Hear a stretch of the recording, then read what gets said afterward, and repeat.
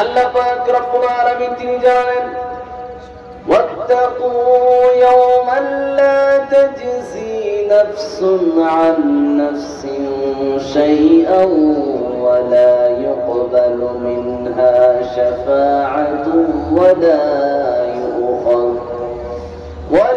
يؤخذ منها عدل ولا هم ينصرون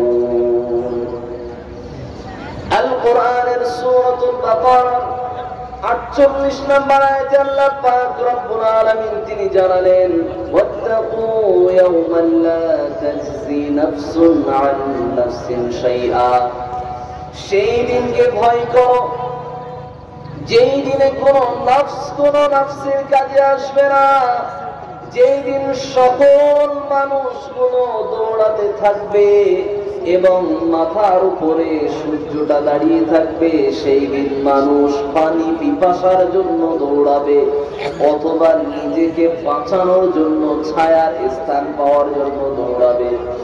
আবার কখনো দেখা যাবে ওই মানুষগুলো অবিরতভাবে সকলের মুখে একটাই আওয়াজ, সেদিন সকলে আমরা বলতেই থাকবো ইয়া নাফসি ইয়া নাফসি ইয়া নাফসি। সেদিন প্রতিটা মানুষের মুখে মুখে একই আওয়াজ থাকবে ইয়া নাফসি, আমার কি হবে, আমার কি হবে। কিন্তু সেদিন একটা মানুষের মুখে আওয়াজ শোনা যাবে ইয়া উম্মতি। ওই মানুষটার নাম মুহাম্মদুর রাসূলুল্লাহ সাল্লাল্লাহু আলাইহি ওয়াসাল্লাম। তিনি শুধুমাত্র বলবেন ইয়া উম্মতি ইয়া উম্মতি ইয়া উম্মতি। আল্লাহর পায়ের কাছে আল্লাহর সামনে সামনে গিয়ে বিশ্বনবী সাল্লাল্লাহু আলাইহি ওয়াসাল্লাম তিনি সিজদায় অবনত হয়ে থাকবেন। আল্লাহর সামনে সিজদায় অবনত হয়ে আল্লাহর কাছে তিনি ক্রন্দন করবেন যে আমার উম্মতের কি হবে, আমার উম্মতের কি হবে। পুলসিরাতের পুলের নিকটেও বিশ্বনবী সেখানেও তিনি ক্রন্দনরত অবস্থায় থাকবেন, আমার উম্মতের কি হবে। আমি আপনাকে বলতে চাই এই নবী সেই দিনের কথা স্মরণ করিয়ে পৃথিবীতেই জানিয়ে দিলেন যে তোমরা সেই দিনকে ভয় করো। ভয় করার ব্যাপার নিয়ে যদি আপনি দেখতে চান যে আপনাদের এই ভয়ের ব্যাপারটাকে আল্লাহ পাক রব্বুল আলামিন, যদি আপনি ভয় করনেওয়ালা হতে চান তাহলে আপনাকে কি কাজ করা লাগবে, তার ভিতরে সামনে একটি মাস আগমন করছে আমাদের সামনে, একটি মাস আমাদের সামনে আসছে। ওই মাস সম্পর্কে আল্লাহ বললেন ইয়া আইয়ুহাল্লাযীনা আমানু কুতিবা আলাইকুমুস সিয়ামু কামা কুতিবা আলাল্লাযীনা মিন ক্বাবলিকুম লাআল্লাকুম তাত্তাকুন। আল্লাহ পাক রব্বুল আলামিন তিনি জানালেন হে ঈমানদারেরা, তোমাদের উপরে আমি আল্লাহ পাক রব্বুল আলামিন রমজান মাসের সিয়াম রাখাটাকে ফরজ করে দিলাম। এবং কেন করে দিলাম এটাও আল্লাহ ব্যাখ্যা করে দিলেন। কারণ তোমাদের উপরে এটা শুধুমাত্র বোঝা হিসাবে চাপিয়ে দিয়েছি এমনটা নয়। ইতিপূর্বে তোমাদের আগে অনেকেই এটা পালন করেছে। তোমাদের পূর্বে যারা পূর্ববর্তী যারা উম্মত ছিল তারাও সিয়াম পালন করেছে, তারাও রোজা রেখেছে, তারাও উপবাস করেছে, তারাও না খেয়ে থেকেছে। পৃথিবীর বিভিন্ন প্রান্তে আজকের সময়ে মানুষ না খেয়ে থাকার এই যে একটা অভ্যাস, এই বিষয়টা যারা মুসলিম বিষয়ে, যারা ইসলামিক বিষয়ে যারা প্র্যাকটিসিয়ান, যারা মুসলিম, তারা অনেকেই এমন এমন দেশ আছে 22 ঘন্টা পর্যন্ত তারা রোজা রাখে। আজকের সময়ে 22 ঘন্টা পর্যন্ত তারা রোজা রাখে, মাত্র 2 ঘন্টা তাদের কাছে কি রোজা ভেঙে থাকার সময়, মাত্র 2 ঘন্টা। আর বাকি 22 ঘন্টা পর্যন্ত রোজা রাখতে হয়। আমাদের কতক্ষণ লাগে? মাত্র বিকাল 4টা, সকাল 4টা থেকে শুরু করে সর্বোচ্চ সন্ধ্যা 4টে থেকে 6টা পর্যন্ত। তো এই টাইমটা যে 12 ঘন্টা থেকে 14 ঘন্টা, এতে আমরা মুসলমানরা অনেকেই রোজা রাখতে চাই না। আমরা অনেক রকম তাল বাহানা করি, অনেক অভিযোগ তৈরি করি। বিশ্বনবীর একজন সাহাবী তিনি ফজরের নামাজ পড়ার পরে তিনি বারবার নবী সাল্লাল্লাহু আলাইহি ওয়াসাল্লামের কথা এবং আলোচনা না শুনে তিনি বাড়িতে চলে যান। এমন সময় সাহাবীদের পক্ষ থেকে বিশ্বনবীর কাছে কথা এলো, ইয়া রাসূলুল্লাহ, অমুক সাহাবী সে প্রতিদিন আপনার আলোচনা অথবা মাশওয়ারা ফজরের পরে কিছুই না শুনে সে বাড়িতে চলে যায়। আল্লাহর রাসূল পরের দিন ওই সাহাবীকে লক্ষ্য করলেন, একই কাজ করেছে। পরের দিন আবার বিশ্বনবী তাকে লক্ষ্য করে বললেন, ও সাহাবী, আমি তোমার কাছে কোনো অন্যায় করেছি, কোনো ভুল করেছি, কোনো কটু কথা বলেছি, তোমাকে কি মনে কোনো রকম ব্যথা দিয়েছি? আল্লাহর রাসূলের সাহাবী বললেন, ইয়া রাসূলুল্লাহ, আমাকে আপনি কোনো রকম কষ্ট দেন নাই, ব্যথা দেন নাই।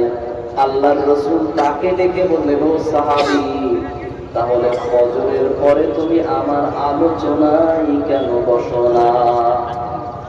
বিশ্বনবীর কথা শোনার পরে আল্লাহর রাসূলের সাহাবী বললেন, ইয়া রাসূলুল্লাহ, আমার বাড়িতে আমার স্ত্রী আর আমি, আমরা দুইজন বসবাস করি পাহাড়ের একটি গুহার গর্তের ভিতরে।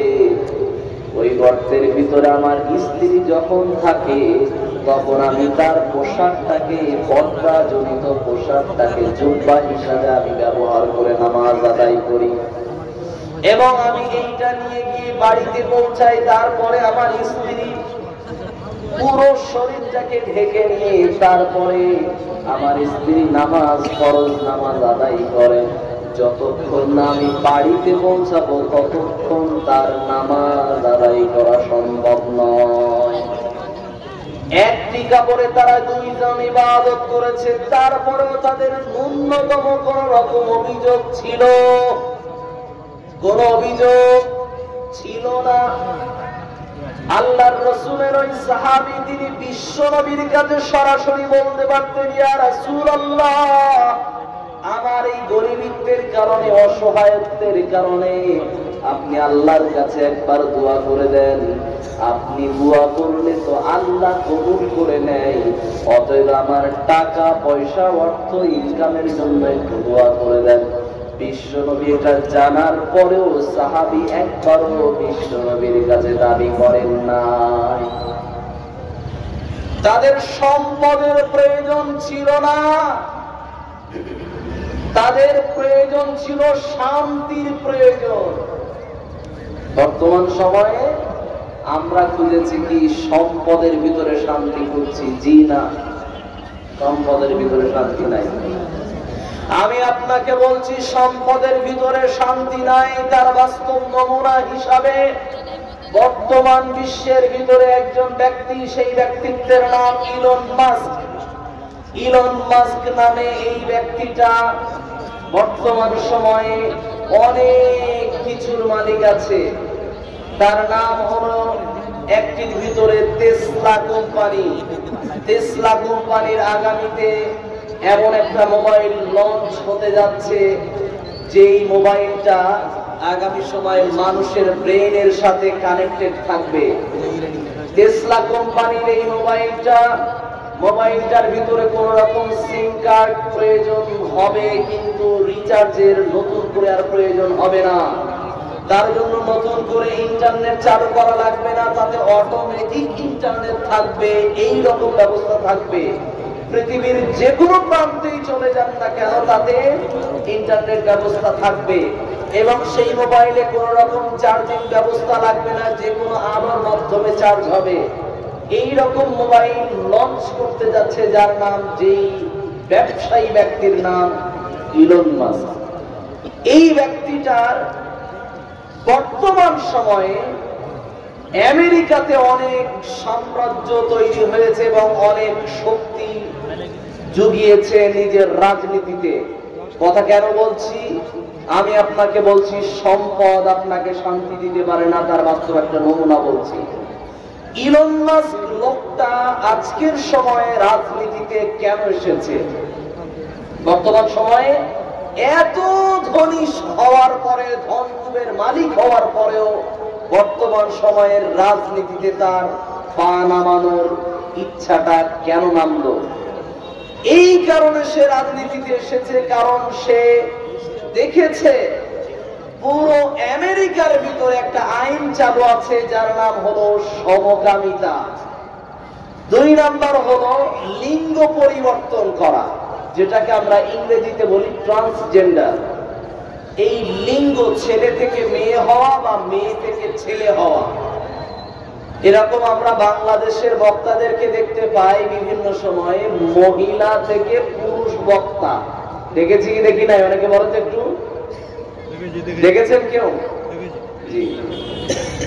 আবার পুরুষ থেকে মহিলা হওয়া এরকম বক্তাও পাওয়া যায়, এরকম মানুষও পাওয়া যায়। ঠিক এই ঘটনাটা আমেরিকাতে ঘটেছে ইলন মাস্কের পুত্রের সাথে। ইলন মাস্কের বড় ছেলে, সে বলেছে যে আমি মেয়ে হতে চাই। বাবা বলছে তুমি শক্তি সামর্থ্যবান পুরুষ একজন, তুমি বড় হয়েছো, ভাই বোনদের ভিতরে তুমি সব থেকে বড়। ইলন মাস্কের 5টা সন্তান। কয়টা? 5টা। সে ধর্মে একজন ইয়াহুদি। কি বললাম? কথা বলেন, কি বললাম? ইয়াহুদি। ইয়াহুদিরা আমাদেরকে শেখায় হ্যাপি ফ্যামিলি মানে হলো একটা ছেলে একটা মেয়ে। কি বললাম? হ্যাপি ফ্যামিলি মানে সুখী পরিবার। মানে কয়টা সন্তান? মাত্র 2টা। সারা ভারতবর্ষের ভিতরে বর্তমান সময়ে মানুষের, নাগরিকদের মগজটাকে কুরে কুরে খাওয়ানো হয়েছে এই কথা বলে। একটা সন্তান হওয়ার পরে 2 নাম্বার সন্তান হয়ে গেলে হাসপাতাল থেকে মায়ের গর্ভের সন্তান নারীটাকে কট করে কেটে দাও। কথা ঠিক না ভুল? 1 নাম্বার 2, আপনি যদি এটা যদি দেখতে পেয়েছেন যদি নাও কাটে, যদি নাও কাটে, তাও অন্তত কি করে দেবে? ওই সন্তান নারীতে কিট লাগিয়ে দেওয়া হবে। এটার বাস্তব নমুনা বর্তমান সময়ে যারা হাসপাতালে বিভিন্ন জায়গাতে বাচ্চা হওয়ানোর জন্য ভর্তি করিয়েছেন আপনাদের স্ত্রীদের কাছে, জেনে দেখবেন এই কাজ, এই প্রক্রিয়া বর্তমান সময়ে চলছে। 2 নাম্বার সন্তানের পরে যদি 3 নাম্বার সন্তান নিতে যান, হেলথ সেন্টারে স্বাস্থ্যকর্মীরা তারা আপনার স্ত্রীকে গালিগুলোজ করে, কড়া ভাষায় আপনার স্ত্রীকে শাসায়। আমি আপনাকে বলছি, আপনার স্ত্রীকে, আপনার সন্তানকে তারা খেতে দেয়? তারা খেতে দেয়? খেতে দেওয়ার কে? খাওয়ানোর মালিক কে? আল্লাহ। সেই আল্লাহর নাম তিনি আল্লাহ দাবি করেছেন রাজ্জাক। এই শব্দটাকে মনে প্রাণে বিশ্বাস করে তাদের নাম ইয়াহুদি।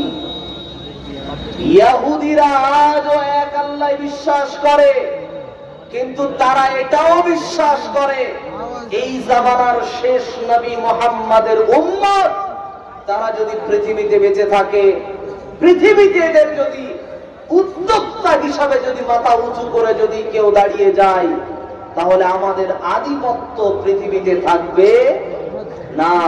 তাই দেখবেন যত কাতার বলেন, কুয়েত বলেন, আর আরব বলেন, আমিরাত বলেন, সৌদি বলেন, সকলকেই খেলার দুনিয়াতে মাতিয়ে রেখেছে, সকলকে বিভিন্ন বিনোদনের জগতে মাতিয়ে রেখেছে, এবং তারাই সব কিছু সুযোগ সুবিধা পাইয়ে দেয়।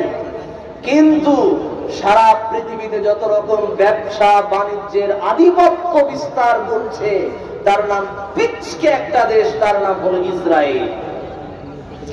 এই ইসরায়েলের ভিতরে বসবাস করেনওয়ালা মাত্র 80 লক্ষ মাত্র ইহুদি, 1 কোটিও নয়, মাত্র 80 লক্ষ ইহুদি। বাংলাদেশ ম্যাপের ভিতরে মাত্র এইটুকু দেখা যায়, হাতের নখের মতো দেখা যায় না। অথচ বাংলাদেশের ভিতরে 18 থেকে 20 কোটি মুসলমান বা জনগণ বসবাস করে, আর ইসরায়েলে মাত্র 1 কোটিও বসবাস করে না। ইসরায়েল সারা পৃথিবীকে আঙুল ঘোরায়। আমি আপনাকে বলছি, ইহুদিদের একটা সন্তানের নাম হলো ইলন মাস্ক। ইলন মাস্কের বড় সন্তান, পুত্র সন্তান, সে তার বাবাকে হুকুম জারি করে আঙুল তুলে কথা বলছে, বাবা আমি মেয়ে হতে চাই। তো বাবা তখন বলছে, না তুমি তো সুস্থ শরীরের একজন মানুষ, তুমি কেন মেয়ে হবে বাবা? মেয়ে হওয়াতে কোনো শান্তি নাই, ছেলে হয়েছে ছেলেই থাকো। ও তখন বাবাকে হুমকি দিয়ে বলছে, তুমি যদি আমাকে মেয়ে হওয়ার পারমিশন না দাও, তাহলে তোমার নামে আমি কোর্টে আপিল করব, মামলা দায়ের করব। কার নামে কেস করবো বলছে?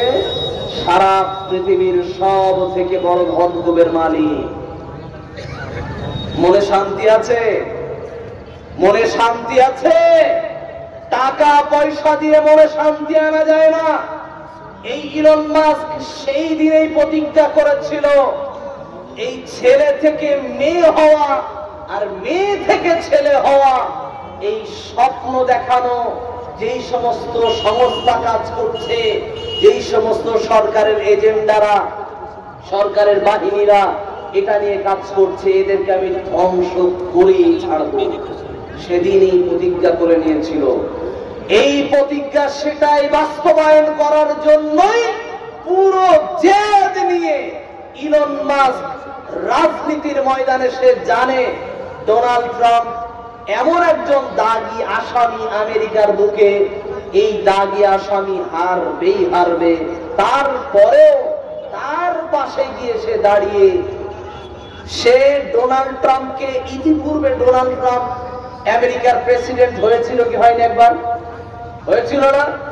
তো তখন সে সরাসরি ডোনাল্ড ট্রাম্পের বিরোধিতায় যে ভোটে দাঁড়িয়েছিল তাকেই ভোট দিয়েছিল, এবং টুইটারে সে টুইট করে বলেছিল যে ডোনাল্ড ট্রাম্পকে আমি ভোট দিই নাই, অমুককে ভোট দিয়েছে।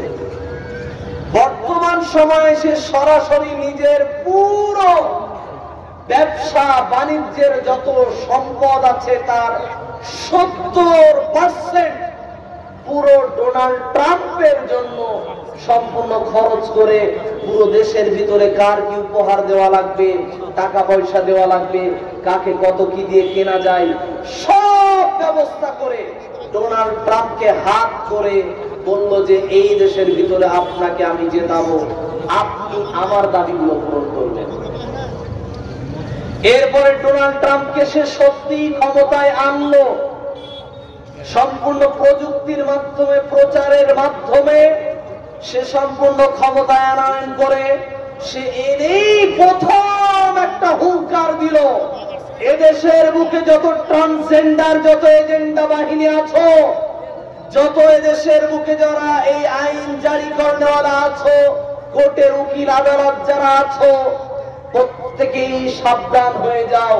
ট্রান্সজেন্ডারের পক্ষে আগামী সময়ে কেউ কোন রকম সুর তুললেই তাকেই গ্রেফতার করে জেলখানাতে বন্দী করা হবে। আমি আপনাকে বলতে চাইছি, সম্পদ আপনাকে শান্তি দিতে পারে না, যার বাস্তব নমুনা হলো ইলন মাস্ক। ইলন মাস্কের বড় সন্তান, পুত্র থেকে কি হয়েছে? মেয়ে হতে চেয়েছিল না, মেয়ে হয়েছে। সেই ছেলেকে সেদিনই সে বলেছিল যে আমার সন্তান মৃত্যুবরণ করেছে, আমার ছেলে পৃথিবীতে নাই। সে টুইট করে লিখেছিল। কথা কি সত্য না মিথ্যা? এটা কি প্রচার করেছিল? এটা সত্য না মিথ্যা প্রচার করেছিল? তার সন্তান মরে গেছে? মরে গেছে না বেঁচে আছে? তার বড় সন্তান আজও বেঁচে আছে, কিন্তু ইলন মাস্ক ঘোষণা করে দিয়েছিল যে আমার বড় সন্তান পৃথিবীতে নাই, মারা গেছে। এই কথা আমি এই কারণে বলছি, টাকা পয়সা আপনাকে শান্তি এনে দিতে পারে না। গরিব অবস্থায় থাকার পরেও আপনার মানসিক শান্তিতে থাকাটাই আসল শান্তি। না হলে আমি আর আপনি দেখতে পাবো টাকা পয়সা থাকার পরেও শ্বশুরের কাছ থেকে যৌতুক না নিলে নাকি ওদের মাথা ঠান্ডা হয় না। আপনি যদি বলেন এ কথার নমুনা কি, এ কথার নমুনা আমার বসিরহাট এলাকার মাটিয়া থানার কাছাকাছি একটি গ্রাম আছে।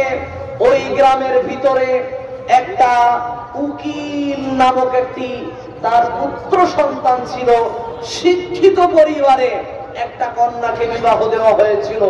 আমার থানা হলো বসিরহাট থানার অন্তর্গত একটি থানা হলো মাটিয়া থানা। এই মাটিয়া থানার একটা কন্যাকে বিবাহ দেওয়া হয়েছিল কি বাড়ি? উকিল বাড়িতে। উকিলের পুত্রের সাথে বিয়ে দেওয়া হয়েছিল। বলেন তো টাকার অভাব আছে ওদের? অভাব আছে?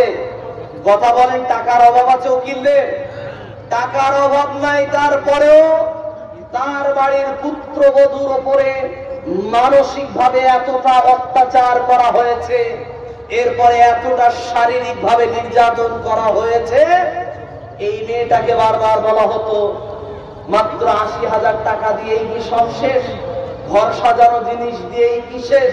হাতের অলংকার, কানের অলংকার, গলার একটা অলংকার দিয়েছো, এতেই কি শেষ? একটা বুলেট গাড়ি দিতে পারো না? আমার স্ট্যাটাস দেখতে পাও না? আমার স্ট্যাটাস দেখে কি মনে হয় আমি গরিবের বাচ্চা? তো আমি যেহেতু ধনীর বাচ্চা, অতএব আমার কি মানায়? বুলেট ছাড়া তোমার বাড়িতে যাওয়া মানায় না। এতটা টাকা থাকার পরেও শ্বশুরের টাকা দিয়ে ওকে বুলেট কিনতে হবে। বলেন তো মানসিক ভাবে শান্তিতে ছিল এরা? ছিল না। তাই আপনাকে বলছি, টাকা আপনাকে শান্তি এনে দিতে পারে না। তবে হ্যাঁ, টাকার বড্ড প্রয়োজন আছে, যার কারণে পৃথিবীতে আল্লাহ ইবাদত দিয়েছেন যাকাত দিয়ে। যাকাত টাকার মাধ্যমে দিতে পারেন। যাকাত নামক ব্যবস্থাতে আল্লাহ পাক রব্বুল আলামিন তিনি রেখেছেন টাকা দিয়ে। অতএব টাকার প্রয়োজন বড্ড আছে। দুই, যদি টাকার প্রয়োজন না থাকতো পৃথিবীতে আল্লাহ হজের বিধানটাকে তিনি চালু করতেন না। যদি টাকার প্রয়োজন না থাকতো আল্লাহ পাক রব্বুল আলামিন তিনি মানুষকে সাদাকা করার মতো নেকিটাকে আল্লাহ জারিয়া হিসাবে রেখে দিতেন না। আল্লাহ রাসূল সাল্লাল্লাহু আলাইহি ওয়াসাল্লাম তিনি জানিয়েছেন নিচের হাতের থেকে উপরের হাত উত্তম। এই কথার অর্থ হলো দেনেওয়ালা উত্তম। অতএব দেনেওয়ালা হতে গেলে কিসের প্রয়োজন? টাকার প্রয়োজন। আপনার যদি টাকা না থাকে তাহলে রাস্তাঘাটে আপনার পর্দা মেইনটেইন আপনি করতে পারবেন না। আপনার মা আপনার বোনকে আপনি সেফ জোনে নিয়ে যেতে পারবেন না। যার বাস্তব নমুনা হিসাবে যদি আপনি মনে করেন টাকার প্রয়োজন নাই, বর্তমান সময়ে রাস্তাঘাটে বিভিন্ন জায়গাতে আপনাকে মুসলমান বলে, বাংলাদেশি বলে আপনার দাড়ি ছিঁড়তে পারে। যার বাস্তব নমুনা হিসাবে আমাদের এক্সপ্রেস ট্রেনগুলোতে একজন চাচা লজেন্স বিক্রেতা ছিল। তিনি লজেন্স বিক্রি করছিলেন। ওই সময়ে তার দাড়ি টান মেরে বলা হয়েছিল, বল জয় শ্রীরাম, না হলে এখনই তোকে মেরে ফেলা হবে লাত্তি ঘুষি মেরে। আমি এই কথা বলতে চাইছি, ওই লজেন্স বিক্রেতার কাছে কিসের অসহায়ের বিষয় ছিল? টাকা তার কাছে মজুদ ছিল না।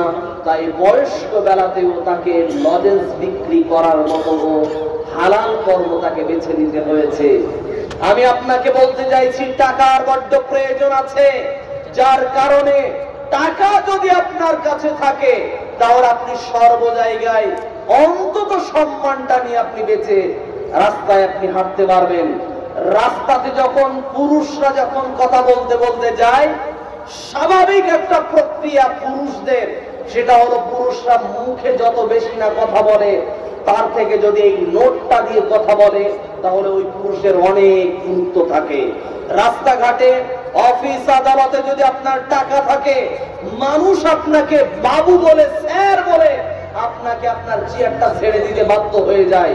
তাই বলতে চাইছি, উদ্যোক্তা হন, টাকাওয়ালা হন, তবে টাকার ভিতরে শান্তি খোঁজার চেষ্টা করবেন না।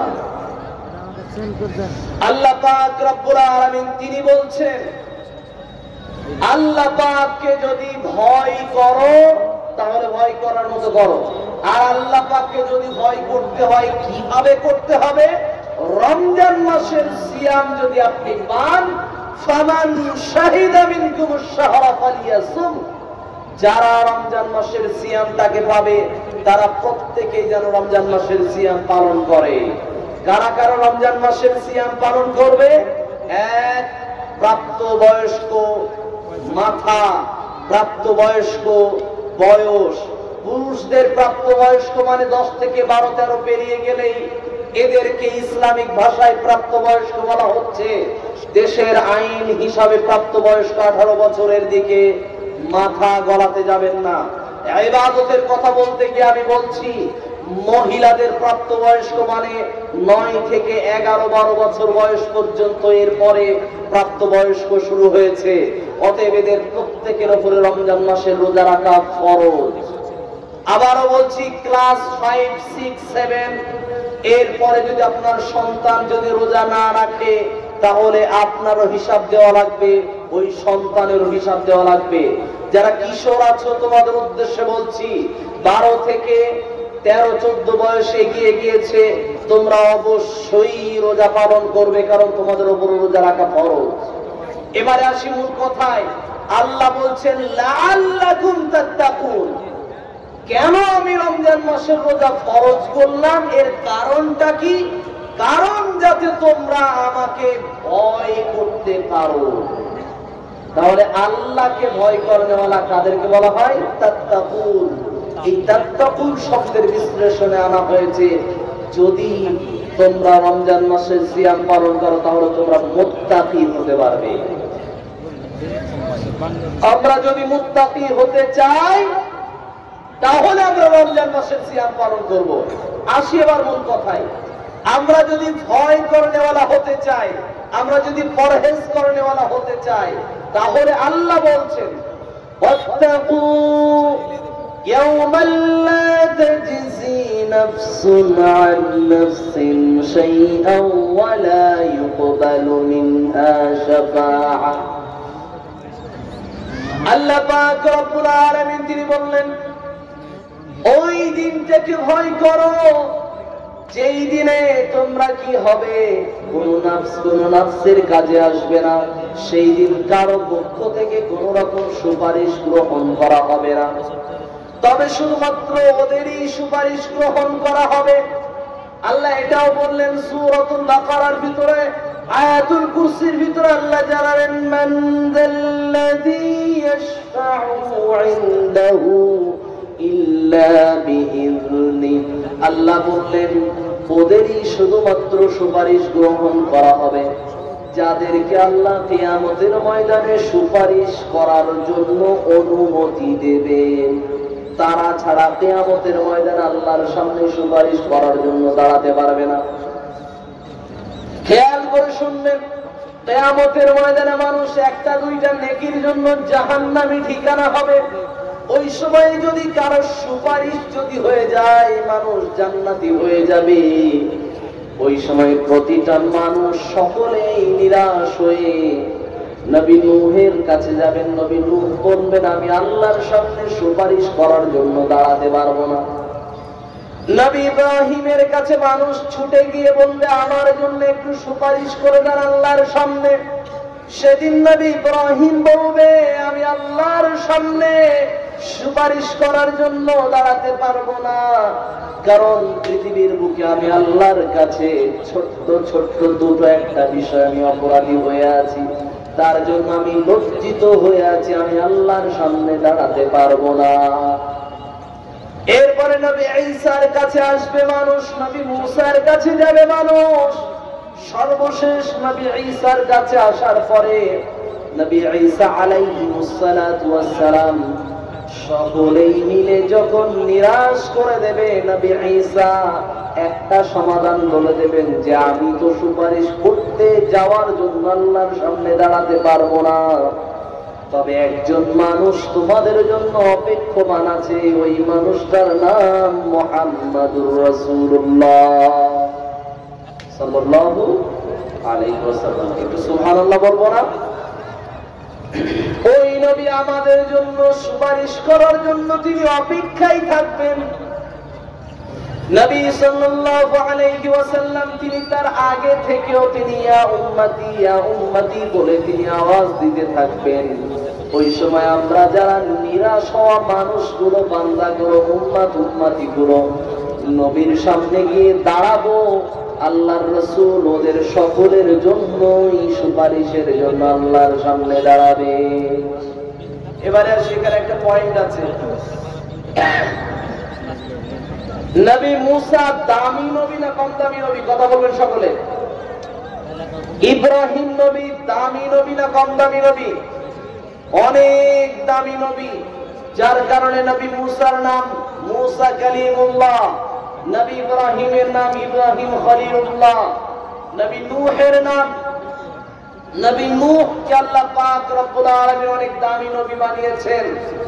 নবী আদম তিনি সেদিন কোন রকম সুপারিশের জন্য আমাদের পক্ষ থেকে আল্লাহর সামনে দাঁড়াবেন না। এই সময় আমাদের সম্মুখে অনেক মুসলমানরা একটা কথা বলে যে আমাদের পীর সাহেবরা আমাদের জন্য আল্লাহর সামনে দাঁড়িয়ে বলবে যে আমার অনুসারীদেরকে, আমার মুরিদদেরকে অন্তত জাহান্নামী থেকে জান্নাতি বানিয়ে নাও। যেখানে আল্লাহর সামনে দাঁড়ানো থেকে লজ্জাবোধ করবে নবী ইব্রাহিম, যেখানে আল্লাহর সামনে দাঁড়ানো থেকে লজ্জাবোধ করবে নবী মুসা, যেখানে আল্লাহর সামনে দাঁড়ানো থেকে লজ্জাবোধ করবেন নবী নূহ আলাইহিস সালাতু ওয়াস সালাম, সেখানে সাধারণ সমস্ত নবীদের উম্মত হিসাবে আমরা নগণ্য গুনাহগার বান্দা হিসাবে আল্লাহর সামনে দাঁড়ানোর যোগ্যতা রাখতে পারবো? জি না। অতএব এই কথা বলে মানুষকে ধোঁকাবাজি করার চেষ্টা করবেন না যে ভাতের ভিতরে যেমন দুটো একটা কাপড় থাকলে মানুষ ওইভাবে চালিয়ে দেয়, আল্লাহ ওইভাবে আমাদেরকে ওই দিনে পীরের মুরিদ হিসাবে আমাদেরকে ঠিক ওই কাপড়ের ভিতরে দিয়ে আমাদেরকে ওইভাবে চালিয়ে দেবে না। আল্লাহর চাকুনি অত দুর্বল না, আল্লাহর কেজি পাল্লা, আল্লাহর পাল্লা সেদিন অতটা দুর্বল না। আল্লাহ ওই দিনের পাল্লার নাম দিয়ে বলছেন ওয়াকিমুল ওয়াজনা বিল কিসতি ওয়ালা তুখসিউল মিজান। মিজানের পাল্লা দিয়ে আল্লাহ ওজন করবে আপনার পাপ এবং নেকি। অতএব ওই দিনে কোন রকম বাঁচার উপায় থাকবে না। কেন? কারণ আল্লাহ বলছেন সূরাতুজ জিলজালের ভিতরে ফামান ইয়ামাল মিসকালা যাররাতিন খায়রান ইয়ারাহ ওয়া মান ইয়ামাল মিসকালা যাররাতিন শাররান ইয়ারাহ। আল্লাহ বলছেন ওই দিন এমন চাকুরি থাকবে আল্লাহর কাছে, এমন বিচার বিশ্লেষণ করা হবে, সেদিন ওজন করা হবে এমন পাল্লায়, যে ওজনের পাল্লায় ন্যূন থেকে ন্যূনতম পরিমাণ যদি গুনাহ করেন তার পুরস্কার আপনি পাবেন, ন্যূন থেকে ন্যূনতম পরিমাণ যদি আপনি গুনাহ করেন তার শাস্তি আপনাকে পড়াতে হবে। অতএব আসি মূল কথায়, ওই দিনের ব্যাপারে আল্লাহ বলছেন কেউ কারো পাশে দাঁড়াবে না, না ভাই দাঁড়াবে, না বোন দাঁড়াবে, না জনগণ, না বন্ধু বান্ধব, কেউই দাঁড়াবে না। সকলের পাশে যদি কেউ দাঁড়ায় তাহলে ওই গুনাহগার উম্মতের পাশে দাঁড়ানোর জন্য প্রস্তুত থাকবেন একজন মানুষ, তার নাম মুহাম্মদুর রাসূলুল্লাহ সাল্লাল্লাহু আলাইহি ওয়াসাল্লাম। এই জন্যই বিশ্বনবী সাল্লাল্লাহু আলাইহি ওয়াসাল্লাম তিনি বলছেন লা ইউমিনু আহাদুকুম হাত্তা আকুনা আহাব্বা ইলাইহি মিন ওয়ালিদিহি ওয়া ওয়ালাদিহি ওয়ান নাসি আজমাইন। আল্লাহর রাসূল তিনি জানালেন অতক্ষণ পর্যন্ত তোমরা পরিপূর্ণ ঈমানদার হতে পারবে না যতক্ষণ না তোমরা কি মায়ের থেকে, বাবার থেকে, ভাইয়ের থেকে, বোনের থেকে, স্ত্রী, সন্তান, সন্ততির থেকে বেশি ভালোবাসবে কাকে? বিশ্ব নবী মুহাম্মদুর রাসূলুল্লাহ সাল্লাল্লাহু আলাইহি ওয়াসাল্লামকে। অতএব ওই নবীকেই বেশি ভালোবাসতে হবে, তবেই আমরা নবীকে অনুসরণ করার মাধ্যমেই আল্লাহর নবীর সুপারিশ পেতে পারি, নচেত পাবো না। আল্লাহ পাক রব্বুল আলামিন আমাদের সকলকে যেন নবীর সুপারিশ পাইয়ে দেন, পড়ি আমিন। কিয়ামতের ময়দানে আল্লাহ যেন আমাদেরকে হিসাব নিকাশের সম্মুখীন না করেন, তাই আল্লাহর কাছে আমরা দোয়া করব প্রতিদিন, প্রতিনিয়ত এই দোয়া আল্লাহর কাছে ভিক্ষা চাইবো, আল্লাহুম্মা সকলে পড়েন আল্লাহুম্মা হাসিবনি হিসাবাই ইয়াসীরা। এই দোয়া পড়ে আমরা আল্লাহর কাছে ভিক্ষা করব, আল্লাহ তোমার কাছে দয়া ভিক্ষা চাই, কিয়ামতের ময়দানে আমাদেরকে হিসাবের সম্মুখীন করো না। তুমি আল্লাহ যদি একটা 24 ঘন্টার যদি হিসাব নাও, তাহলে তোমার কাছে আমরা হিসাব দেওয়ার মতো যোগ্যতা আমাদের নাই। তাই বলি, অযোগ্য বান্দা হিসাবে, গুনাহগার বান্দা হিসাবে আমরা আল্লাহর কাছে দ্বারস্থ থাকবো, কিন্তু দয়ার দ্বারস্থ থাকবো, দয়ার ভিখারি থাকবো। আমরা আমাদের নামাজ নামক ইবাদত দিয়ে, রোজা সিয়াম নামক ইবাদত দিয়ে আমরা আল্লাহর জান্নাত পাবো না। যদি জান্নাত পাই, তাহলে সেটা আল্লাহর দয়ার মাধ্যমেই আল্লাহর জান্নাত পাবো ইনশাআল্লাহ। আল্লাহ পাক তিনি বললেন, ওয়ালা ইউখাযু মিনহা আদলুন ওয়ালা হুম ইউনসারুন। পৃথিবীতে বহু মানুষ তারা নিজেদের ভিতরে বিনিময় গ্রহণ করাকরি করে, ঘুষ দিয়ে বিভিন্ন জায়গাতে, যেটা কোন রকম ভাবে বৈধ নয়, তারপরেও সেটা বৈধ করে নেয়। ঘুষ দিয়ে অনেক কিছু পাশ করিয়ে নেয়, কিন্তু আল্লাহ পাক রব্বুল আলামিন সেদিন কোন রকম বিনিময় গ্রহণ করবেন না, ঘুষ নেবেন না, আর ঘুষ দেওয়ার মতো কোন রকম ব্যবস্থাও থাকবে না। ওই দিনের ব্যাপার নিয়ে আল্লাহ বললেন, ওই দিনকে ভয় করো, কারণ ওই দিনে ওয়ালা হুম ইউনসারুন, কোন রকম সাহায্যকারীও তোমরা খুঁজে পাবে না। কাউকে কোন রকম সাহায্য করা হবে না, ন্যূনতম পরিমাণও সাহায্য করা হবে না। তবে হ্যাঁ, আমি আর আপনি যদি ইমানদার হই, মুমিন হই, আমি আর আপনি যদি ওয়াত্তাকু শব্দের যদি মুত্তাকি যদি হতে পারি, তাহলে আল্লাহ সেদিন আমাদের জন্য সাহায্যকারী হিসাবে, পাশে দাঁড়ানোর সুপারিশকারী হিসাবে দাঁড়িয়ে পাঠিয়ে দেবেন কাকে? নবী মুহাম্মদুর রাসূলুল্লাহ সাল্লাল্লাহু আলাইহি ওয়াসাল্লাম। এর পরের আয়াতে আল্লাহ পাক রব্বুল আলামিন তিনি কি জানাচ্ছেন? আল্লাহ পাক তিনি বললেন, وَإِذْ نَجَّيْنَاكُمْ مِنْ آلِ فِرْعَوْنَ يَسُومُونَكُمْ سُوءَ الْعَذَابِ يُذَبِّحُونَ أَبْنَاءَكُمْ وَيَسْتَحْيُونَ نِسَاءَكُمْ। আল্লাহ পাক তিনি বলছেন, বনি ইসরাঈলদের উদ্দেশ্যে বলছেন, ও বনি ইসরাঈল জাতি, তোমাদেরকে আমি বাঁচিয়ে দিয়েছিলাম ফেরাউনের হাত থেকে, ফেরাউনের কবল থেকে। কারণ তোমাদের সম্মুখে সামনাসামনি তোমাদের পুত্রদেরকে হত্যা করছিল, তার নাম ফেরাউন। তোমাদের কন্যাদেরকে ছেড়ে দিয়েছিল, মুক্ত করে দিয়েছিল, কন্যাদেরকে হত্যা করত না, শিশু পুত্রগুলোকে তোমাদের সামনাসামনি হত্যা করত। এই ক্ষমতা ছিল কার হাতে? ফেরাউনের হাতে। বর্তমান সময়ে যাদের হাতে ক্ষমতা আছে, আবার বলছি, খেয়াল করে শুনবেন, বর্তমান সময়ে যাদের হাতে ক্ষমতা আছে, তারাও একই রকম ভাবে, একই রকম কায়দাতে আমাদের জনগণদেরকে পেরেশানি দিয়ে মারার চেষ্টা করছে। কথা ঠিক না বল? এক নাম্বার, দুই, রাস্তাঘাটে বিভিন্ন জায়গাতে মানুষদেরকে লেলিয়ে দিয়ে রেখেছে সর্বসময়ে। সেই লেলিয়ে দেওয়াটা কি? তারা এভাবে বলে রেখেছে, যদি কোন রকম ভাবে কেউ যদি কোন জায়গাতে অত্যাচার করে, হামলা করে, আর সে যদি কোন রকমে হিন্দু যদি হয়, তাহলে কোনো অপরাধ না। যার বাস্তব নমুনা কি? কুম্ভ মেলা বলে একটা কুম্ভ জায়গা, মেলা কোথায় একটা ঘটেছে না, ইলাহাবাদ না কোথায় একটা কুম্ভ মেলা চলছে।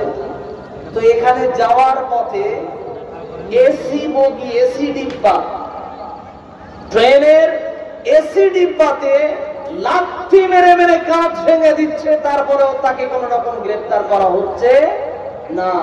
সামনে আরপিএফ দাঁড়ানো, তারপরেও তাকে গ্রেফতার করা হচ্ছে না। সে লাথি মারছে এবং হাতুড়ি দিয়ে, লোহা দিয়ে, ইট দিয়ে, পাথর দিয়ে তারা ট্রেনের উপরে হামলা করছে। এরপরে তাদের নাম জঙ্গির খাতায় লেখানো হয় না। যত জঙ্গির তকমা সব লাগানো হয় কাদের নামে? কাদের নামে? মুসলমানদের নামে। মানে ওই যে কথায় আমরা বলি যত দোষ নন্দ দোষ। মুসলমানরা যত ন্যূন থেকে ন্যূনতম পরিমাণে যদি কোনো কিছু ঘটায় তাহলে সেইটা হলো জিহাদি, ও হলো মুসলমান, হলো পাকিস্তানি, ও হলো বাংলাদেশি, ওকে হটাও, ওকে খালি করো, ওকে সরিয়ে দাও, ভাষা হয় এই রকম। কিন্তু একটা ট্রেনের উপরে দেশের জাতীয় একটা সম্পদের উপরে হামলা করছে, তারপরেও তাকে গ্রেফতার জারি করা হলো না। কারণ সেই সময়ে সে যখন হামলা করছে দেশের সম্পদের উপরে, তখন মুখ থেকে একটি শব্দ বের করছিল, তার শব্দটা ছিল জয় শ্রীরাম, জয় শ্রীরাম। এই শব্দ বলে বলে সে ট্রেনে হামলা করছে। আমি আপনাকে বলছি, সেই ট্রেনের ভিতরে বহু যাত্রী ছিল তারা হিন্দু, বহু যাত্রী ছিল তারা মুসলমান, বহু যাত্রী ছিল তারা অন্যান্য দেশের। তো এই দেশের ভিতরে যদি একটা ট্রেনের ভিতরে, যানবাহনের ভিতরে যদি এরকম হামলা হয়, দেশের নাম দুর্নাম হবে না সুনাম হবে? দুর্নাম হবে না সুনাম হবে? দুর্নামের খাতায় নাম থাকবে। নাম্বার 2, ক্ষমতার চেয়ারে যারা আছে তারা দেশের মানুষকে এভাবে দুশ্চিন্তায় ফেলে দিয়ে রাখছে, সেটা হলো এভাবেই তারা প্রক্রিয়া চালাচ্ছে। নাম্বার 3, আমি যে কথা বলতে চাইছি, আমাদের দেশের ভিতরে সাংবাদিকদের মাধ্যমে তারা সর্বসময় এই কথা সেই কথা বলে বলে সর্বসময় মুসলমানদের নামে বিভিন্ন রকম তকমা লাগিয়েই যাচ্ছে। একটা নেতা, আমাদের পশ্চিমবঙ্গের একজন নেতা আছে শুভেন্দু অধিকারী, সে তো একথা মুখ দিয়ে ঘোষণাই করে দিয়েছে যে পশ্চিমবঙ্গের ভিতরে মাত্র 39 থেকে 40% আমরা ভোট পেয়েছি, আর মাত্র 5 থেকে 6% তোমরা আমাদেরকে যদি ভোট দিয়ে দাও। কাদেরকে বলছে? হিন্দুদের উদ্দেশ্যে বলছে, সে ঘোষণা দিচ্ছে যে হিন্দু ভাইরা এক হও, হয়ে 40% 39% আমাদেরকে দিয়েছো, আর মাত্র 5-6% দিলেই এদেশের এই রাজ্যের ক্ষমতায় আমরা এসে যাব। আসলেই উত্তরপ্রদেশের মতো আমরাও সেখানকার মতো বুলডোজার দিয়ে এই রাজ্য থেকে মুসলমানদেরকে আমরা তাড়িয়ে বের করে দেব, বাংলাদেশ পার করে দেব। আমি আপনাকে বলছি, ক্ষমতার চেয়ার অনেক বড় চেয়ার। আমরা মুসলমানরা আলেমদেরকে সর্বসময় আঙুল তুলে তুলে বলি, হুজুরদের জন্য রাজনীতি না, রাজনীতি আলাদা, ধর্ম আলাদা। আমি আপনাকে বলছি, অবশ্যই গণতন্ত্র হারাম, অবশ্যই গণতান্ত্রিক পদ্ধতি, এই পদ্ধতি ইসলামিক পদ্ধতি, যে পদ্ধতি না। তারপরে দেশের যে পদ্ধতি, যে প্রক্রিয়া চলছে, দেশের যে হালত চলছে, এই অবস্থাতে মুসলমানরা বাধ্যতামূলক ভোট দিতে বাধ্য হয়েছে। কথা ঠিক না বল? আমরা ভোট দেওয়াটাকে ইবাদত মনে করি না, কিন্তু এদেশে বসবাস করতে গেলে ভোট দেওয়াটা আমাদের জন্য কি বাধ্যতামূলক। না হলে আগামী সময় হয়তো কোন নিয়মই চালু করে দেবে, তুমি 4 থেকে 5 বছর পর পর কোন রকম ভোট দেওনি, অতএব তোমার নাম ইলেকশনের খাতায় থাকবে না। কারণ দিল্লিতে এই নতুন যে ভোটে বিজেপি যে সরকারে এলো, সেখানে প্রায় 1800-র উপরে মানুষ ভোটের লিস্ট থেকে তাদের নাম কাটা গিয়েছে, রিজেক্টেড। তারা ভোট দিতেই পারবে না, ভোটের লিস্টে তাদের নাম নাই, অতএব সে ভোট দিতে যেতে পারবে না।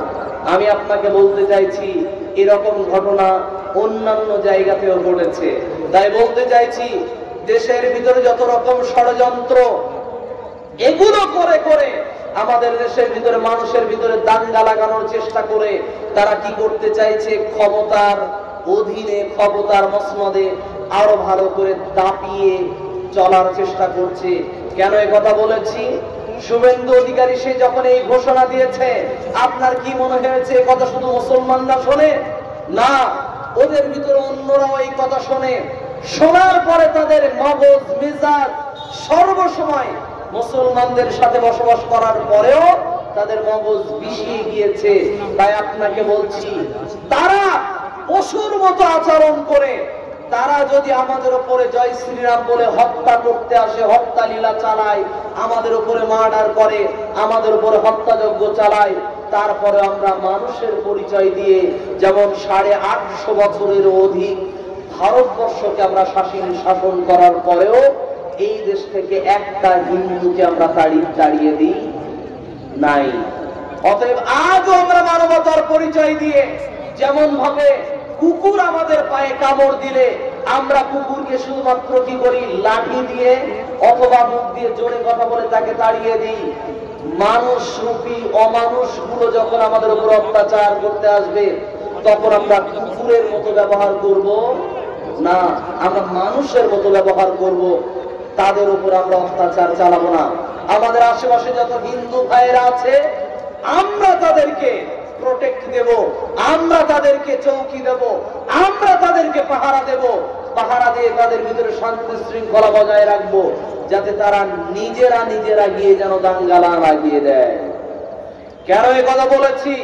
আমার রাজ্যের ভিতরে দক্ষিণ 24 পরগনাতে একটি গ্রামে মসজিদের ভিতরে সম্পূর্ণভাবে ষড়যন্ত্র করে একটি মসজিদে একটি লোক, সংগঠন করেনেওয়ালা একটি লোক মসজিদে এসে পেশাব করা শুরু করে দিয়েছে। পেশাব তো করেছে তাও কোথায়? সেটা হলো মসজিদের খুতবার মিম্বারে। আপনার কি মনে হয় ওই মসজিদটা হানাফি তাই ওখানে পেশাব করেছে, তাই না? ওই মসজিদটা আহলে হাদিসের তাই ওখানে পেশাব করেছে, তাই না? মসজিদটা দেওবন্দীদের তাই ওখানে পেশাব করেছে, তাই তো? জিনা তাদের কাছে হানাফি, আহলে হাদিস, দেওবন্দি, সিলসিলা, ফুরফুরা, তাদের কাছে এগুলো কোনো সাবজেক্টই না। তাদের কাছে মূল বিষয় হলো মুসলমানদের ইবাদত গৃহ আমাদেরকে দখলে নিতে হবে, ক্ষমতার ভিতরে নিয়ে নিতে হবে। তাই সেখানে তাদের চেলাচামটাদের দ্বারা দিয়ে মসজিদে গিয়ে খুতবার মেম্বারে পেশাব করে দিয়েছে। এ পর্যন্তই শেষ করেনি, মসজিদের ভিতরে কোরআন ছিল সেগুলোকে ছড়িয়ে দিয়েছে, ছিঁড়ে দিয়েছে। এই কাজ করার পরে যখন মসজিদের মুসল্লিরা ঠান্ডা মাথায় তাকে নিয়ে বসেছে, বাবা এই কাজ কেন করেছো? সে লোকটা তখন বলেছে যে আমি তো এরকম করব, করার পর আমি ধরা পড়বে, এই জন্য তো আসেনি। আমি এই কাজগুলো করে দিয়ে যাতে এই এলাকার ভিতরে হিন্দু মুসলিম দাঙ্গা লেগে যায়, এই রকমের জন্য আমি এই কাজ করতে এসেছিলাম। আমি এখন আমাকে ছেড়ে দেন, আমি অমুক সংগঠনের পক্ষ থেকে এসেছিলাম।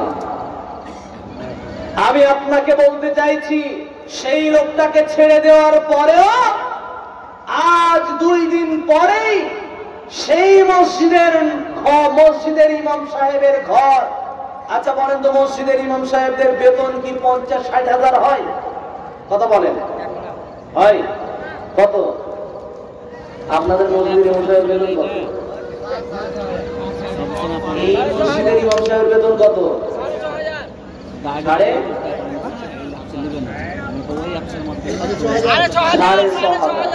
মাশাআল্লাহ।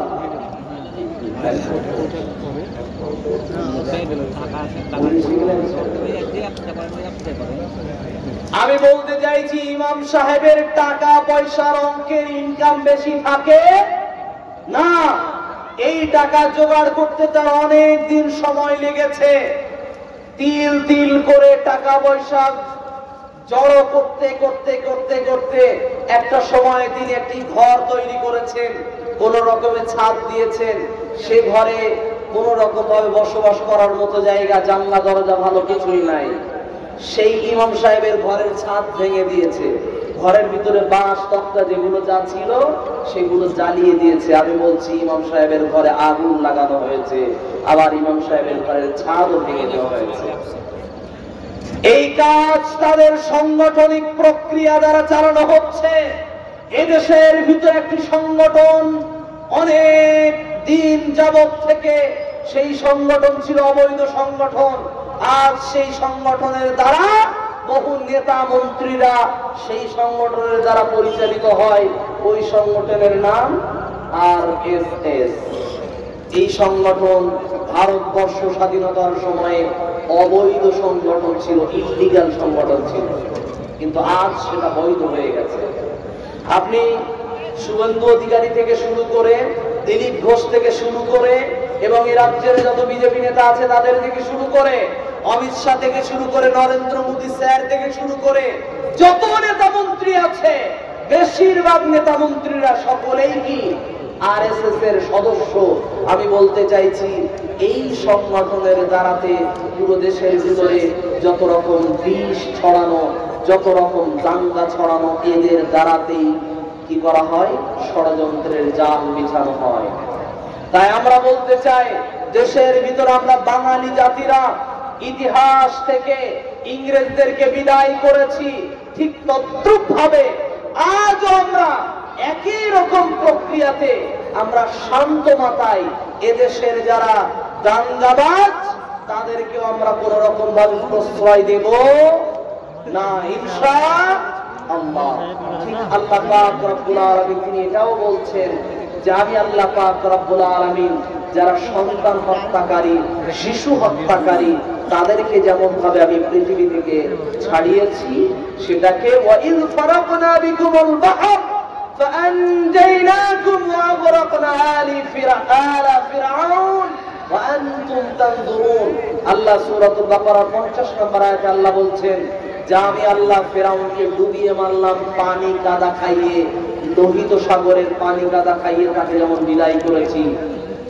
বনী ইসরাইল জাতি তোমরা স্বচক্ষে সেটা দেখেছিলে, প্রত্যক্ষভাবে তোমরা সেটা লক্ষ্য করেছিলে। একই রকম ভাবে আমাদের পাশের দেশ, এই দেশের ভিতরে একটা সরকার ছিল, তার নাম হলো শেখ হাসিনা। সে কি করেছিল?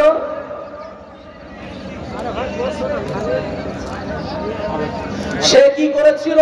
সে দেশের ভিতরে অত্যাচারের স্ট্রিম রুলার এতটা বেশি দূরে পৌঁছে নিয়ে চলে গিয়েছিল, সে শিশুদেরকেও পর্যন্ত হত্যা করতে বাদ দেয়নি, স্টুডেন্টসদেরকেও পর্যন্ত হত্যা করতে বাদ দেয়নি। সে সম্পূর্ণভাবে ফেরাউনের চরিত্রে নেমে গিয়েছিল। যেমন ফেরাউন বনী ইসরাইলদের পুত্র সন্তানদের হত্যা করেছিল, হাসিনা ও পুলিশ বাহিনীর দ্বারাতেই সে কি করেছিল? কচি কচি বাচ্চাদের, শিশুদেরকে হেলিকপ্টার দ্বারা সে গুলি বর্ষণ করে করে হত্যা করেছে। এটাতে যখন সে না পেরেছে, সে প্রতিটা স্টুডেন্টদেরকে, আলেম উলামাদেরকে আয়না ঘরে বন্দি করে, আয়না ঘরের ভিতরে কারেন্টের চেয়ারে বসিয়ে, অ্যালুমিনিয়াম অথবা স্টিলের চেয়ারে বসিয়ে তাতে কারেন্ট শক দিয়ে দিয়ে আলেমদেরকে নির্যাতন করেছে। এবং আয়না ঘরের ভিতরে এমন ভাবে নির্যাতন করত, এক ঘরের মান আর এক ঘরের দেয়ালের ওপাশে পর্যন্ত পৌঁছাতো না, এতটা system, sound system, sound proof লাগানো থাকতো, একটা ঘরের সাউন্ড আর একটা ঘরে পৌঁছাতো না। এতটা নির্যাতন করত। আলেমদের নখগুলোকে উপরে ফেলা হতো। আলেমদেরকে যখন জেল থেকে আদালতে নিয়ে যাওয়া হতো, আল্লামা মামুনুল হক সহ, আল্লামা দেলোয়ার হোসেন সাইদি সহ এবং বহু উলামাদেরকে মাথা থেকে শুরু করে পা পর্যন্ত পুরো শিকল এবং রশ্মি দিয়ে বেঁধে তারপরে আদালতে তোলা হতো। যার বাস্তব নমুনা আমরা সচক্ষে দেখেছি কি দেখি নাই? দেখেছি কি দেখি নাই? এই সরকারকে, এই সরকার যখন শিশুদেরকে পর্যন্ত নির্যাতন করতে যখন দ্বিধাবোধ করেনি, লজ্জাবোধ যখন করেনি, তখন আল্লাহ পাক রব্বুল আলামিনের পতন সকলের সামনে দেখিয়ে দিলেন। বেশি দিন সময় লাগেনি, 8 থেকে 10 দিনের আন্দোলনেই তারা চেয়েছিল যে আমরা কি চাই? অধিকার চাই। কোটা আন্দোলনের নামে অধিকার চেয়েছিল তারা। এই অধিকার পেতে গিয়ে তাদের যখন গুলিতে হত্যা করা হয়েছিল, ওই সমস্ত মাদের বুকগুলো খালি করা হয়েছিল। আল্লাহ মায়েদের চোখের কান্না এমনিতে এমনিতে ছেড়ে দেয় না। আল্লাহ মানুষের, অসহায়দের, মাজলুমদের চোখের পানিকে আল্লাহ এমনিতে এমনিতে পৃথিবীতে ফেলে দেন না। এই চোখের পানি যখন মাটি যখন স্পর্শ করে, এই মাটি তখন তাপমান হয়ে যায়, গরম হয়ে যায়। এই গরম মাটি সহ্য করে না, মাটি আপনাকে ফেরত দেবে। আল্লাহ এটা থেকে কথা বলায়। এটাই আল্লাহ পাক রব্বুল আলামিন তিনি বলছেন সূরাতুজ জিলজালের ভিতরে, কিয়ামতের ময়দানে আপনার মাটি আপনার সামনে কথা বলবে। যার বাস্তব নমুনা বর্তমান সময়ের তাফসীর যদি একটু ব্যাখ্যা বিশ্লেষণ করা হয়, তাহলে দেখা যাবে মাটি আপনাকে ফেরত দিয়েছে, আপনার সামনে আপনি দেখতে পাবেন। অতএব যারা বর্তমান সময়ে অত্যাচারী শাসক, তারা প্রত্যেকেই সাবধান হয়ে যাও, ইতিহাস থেকে প্রমাণ নিয়ে নাও। তোমাদেরকে ধ্বংস করার জন্য পৃথিবীর কোনো বাহিনী লাগবে না। যত অত্যাচারী শাসক ছিল, নমরুদ পৃথিবী থেকে ধ্বংস হয়েছে। সেই নমরুদ মশার কামড় খেতে খেতে, জুতোর পিটানি খেতে খেতে পৃথিবী থেকে বিদায় হয়েছে। অত্যাচারী শাসক ফেরাউনও পৃথিবী থেকে বিদায় নিয়েছে। অত্যাচারী শাসক বাদশাহ আব্রাহা পৃথিবী থেকে বিদায় নিয়েছে। আবাবিল পাখির ঝাঁকের ছোট ছোট কাপড়ের যারা সে বিদায় হয়েছে। আমি আপনাকে বলতে চাই, যত শাসক আছেন, যত নেতা মন্ত্রী যারা আছেন, প্রত্যেকে একটু সাবধান হয়ে যান, ইতিহাস আপনাকে ছেড়ে দেবে না। তাই ইতিহাস থেকে প্রমাণ নিয়ে নিজে থেকে পরিবর্তন হয়ে যায় আমরা সকলে। এবং যারা আমরা প্রজা নামক নাগরিক আছি, আমরা প্রত্যেকে আগামীতে যে সময়ে যত নেতা আমরা নির্বাচন করব, দেখে নির্বাচন করব। হিন্দু মুসলমানের মধ্যে সেখানে কথা হচ্ছে না, কথা হচ্ছে নাগরিক যদি শান্তিতে থাকতে চাই, মেন্টালিটিগত ভাবে, শারীরিক ভাবে যদি শান্তিতে থাকতে চাই, তাহলে প্রত্যেকের দায়িত্ব হলো নিজেদের এই ভোট নামক আমানতটাকে ভালো জায়গাতে দেন। 2000 1000 টাকা এক গ্লাস মদের বিনিময়ে নিজেকে বিক্রি করে দেবেন না, নিজের আমানতকে বিক্রি করে দেবেন না। আল্লাহ আমাদের সকলকে আল্লাহর কিয়ামতের ময়দানে যেন দাঁড়ানোর জন্য আমাদের সকলকে প্রস্তুত হওয়ার তৌফিক দান করি। আমিন। وآخر دعوانا الحمد لله رب العالمين والسلام عليكم ورحمة الله وبركاته. وعليكم السلام ورحمة الله وبركاته. জনাব মাওলানা আলাউদ্দিন রহমানী সাহেব বক্তব্য রাখছিলেন। ওনার কথা আরম্ভ দিয়েছিল এই থেকে যে, হে মুমিনগণ, তোমরা আল্লাহকে ভয় করো। আমরা আমাদের রবকে আল্লাহ বলে মানি এবং আল্লাহ বলে আমরা তাকে ভয় করবো, সতর্ক থাকবো, সাবধানে থাকবো। আল্লাহকে যদি ভয় করি তাহলে আমরা সঠিক রাস্তা পেয়ে যাব এবং গন্তব্যে পৌঁছতে পারব। আল্লাহ যেন আমাদেরকে আল্লাহকে ভয় করে চলার শক্তি দান করেন। আল্লাহুম্মা আমিন। আপনাদের সময় লস না করে এবারে আজকের সভার শেষ বক্তা জনাব মাওলানা ফিরোজুজ্জামান সাহেব তাহেরি, বারাসাত 24 পরগনা থেকে, ওনাকে আহ্বান জানাচ্ছি। উনি আপনাদের সামনে ওনার মূল্যবান বক্তব্য পরিবেশন করবেন। ধৈর্য সহকারে মনোযোগ দিয়ে কথাগুলো শুনবেন। তবে মাশাআল্লাহ একটা খুশির কথা বলতেই হয়, মনে হচ্ছে আজকে যেন জালসা হচ্ছে, জালসাতে বসে আছে। অন্যান্য জায়গাতে মেলা জায়গাতে যায় তো মেলা বড় বড় মেলা থাকে, তো জালসা বুঝায় না, ওইটা মেলাই বুঝায়। কিন্তু আজকে মেলা যদিও আছে, তো মেলাটা ছোট মেলা, ওই জন্য মনে হচ্ছে আজকে জালসা হচ্ছে। মাশাআল্লাহ, এই জালসাগুলো আপনারা বিভিন্ন গ্রামে গ্রামে মাঝে মাঝে করবেন। বছরে 2টা পরীক্ষা হয়, হাফ ইয়ারলি অ্যানুয়াল পরীক্ষা। পারলে বছরে 2টা করেও করবে, অসুবিধা কি আছে? আজকের জালসাতে মানুষজন আমি আশা করছি অনেক কিছু উপকৃত হলে এইভাবে তাবলীগী জালসাগুলো সবাই আপন আপন গ্রামে ব্যবস্থা করবেন। আর এখন যেগুলো